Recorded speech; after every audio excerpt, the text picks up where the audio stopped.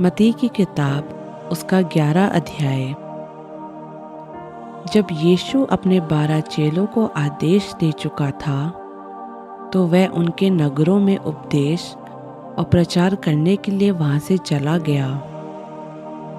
यूहन्ना ने बंदी गृह में मसीह के कामों का समाचार सुना और अपने चेलों को उससे ये पूछने भेजा, क्या आने वाला तू ही है या हम किसी दूसरे का इंतजार करें? यीशु ने उत्तर दिया, जो कुछ तुम सुनते हो और देखते हो वह सब जाकर यूहन्ना से कह दो कि अंधे देखते हैं और लंगड़े चलते फिरते हैं, कोढ़ी साफ किए जाते हैं और बहरे सुनते हैं, मुर्दे जिंदा किए जाते हैं और गरीबों को सुसमाचार सुनाया जाता है। और धन्य है वह जो मेरी वजह से ठोकर न खाए। जब वे वहां से चल दिए तो यीशु यूहन्ना के बारे में लोगों से कहने लगा, तुम जंगल में क्या देखने गए थे? क्या हवा से हिलते हुए सरकंडे को? फिर तुम क्या देखने गए थे? क्या अच्छे कपड़े पहने हुए इंसान को? देखो, जो अच्छे कपड़े पहनते हैं वे राजभवनों में रहते हैं। तो फिर क्यों गए थे? क्या किसी भविष्यवक्ता को देखने को? हाँ, मैं तुमसे कहता हूँ कि भविष्यवक्ता से भी बड़े को। ये वही है जिसके विषय में लिखा है, देख, मैं अपने दूत को तेरे आगे भेजता हूँ, जो तेरे आगे तेरा रास्ता तैयार करेगा। मैं तुमसे सच कहता हूँ कि जो औरतों से जन्म लेते हैं उनमें से यूहन्ना बपतिस्मा देने वाले से कोई बड़ा नहीं हुआ, पर जो स्वर्ग के राज्य में छोटे से छोटा है वह उससे बड़ा है। यूहन्ना बपतिस्मा देने वाले के दिनों से अब तक स्वर्ग के राज्य में जबरदस्ती से घुसते रहे और बलवान उसे छीन लेते हैं। यूहन्ना तक सारे भविष्यवक्ता और व्यवस्था भविष्यवाणी करते रहे, और चाहो तो मानो कि इलिया जो आने वाला था वह यही है। जिसके सुनने के कान हो वह सुन ले। मैं इस समय के लोगों की तुलना किससे दूं?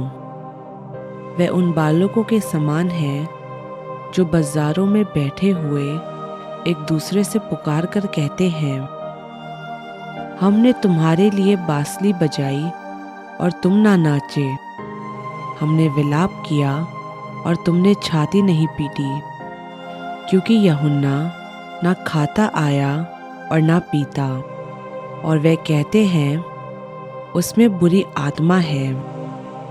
इंसान का बेटा खाता पीता आया और वे कहते हैं, देखो, पेटू और पियक्कड़ इंसान, महसूल लेने वालों और पापियों का दोस्त। पर ज्ञान अपने कामों से सच्चा ठहराया गया है। तब वे उन नगरों को उल्हाना देने लगे जिनमें उसने बहुत से शक्तिशाली काम किए थे, क्योंकि उन्होंने अपना मन नहीं फिराया था। हाय खुराजीन, हाय बैतसैदा, जो शक्तिशाली काम तुम में किए गए, यदि वे सुर और सैदा में किए जाते तो टाट पहनकर और राख में बैठकर वे कब के मन फिरा लेते। लेकिन मैं तुमसे कहता हूँ कि जब इंसाफ का दिन आएगा तो तुम्हारी हालत सुर और सैदा की हालत से ज़्यादा झेलने वाली होगी। हे कफरनहूम, क्या तू स्वर्ग तक ऊंचा किया जाएगा? तू तो नरक तक नीचे जाएगा। जो शक्तिशाली काम तुझ में किए गए हैं, अगर सदोम में किए जाते तो वह आज तक बना रहता। पर मैं तुमसे कहता हूँ कि इंसाफ के दिन तेरी हालत सदोम की हालत से ज़्यादा झेलने वाली होगी। उसी समय यीशु ने कहा, हे पिता, स्वर्ग और पृथ्वी के प्रभु, मैं तेरा धन्यवाद करता हूँ कि तूने इन बातों को ज्ञानियों और समझदारों से छिपा रखा और बालकों को पता चलवाया। हाँ हे पिता, क्योंकि तुझे यही अच्छा लगा। मेरे पिता ने सब कुछ मेरे हवाले किया है और कोई बेटे को नहीं जानता, सिर्फ पिता जानता है, और कोई पिता को नहीं जानता, केवल बेटा, और ये लोग जिस पर बेटा उसे दिखलाना चाहे। हे सब मेहनत करने वालों और बोझ से दबे हुए लोगों, मेरे पास आओ, मैं तुम्हें आराम दूंगा।